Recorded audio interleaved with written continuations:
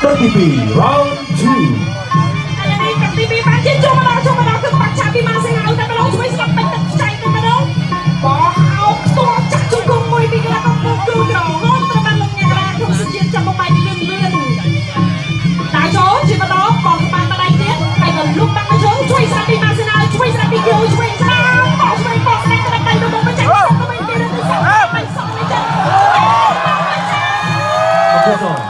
មួយដៃនេះចា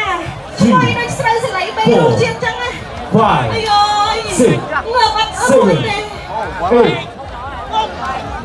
អាយអូមកណាមែនទេសិនហើយចាមិននេះគាត់ចាក់ប្រកួតទៀតហ្នឹងគាត់អត់ចិត្តទេគាត់តែលេងក្នុងកាយចាផ្កាយចាហប់ពេញ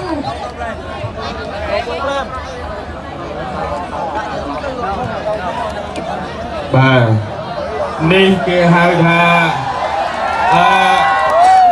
កូនពៅក្លឹបថាខណ្ឌកូនពៅក្នុងក្លឹបអត់បានទេដូចតែនិយាយចឹងកញ្ញាវិញគេបាទគប់គាត់បាទមួយ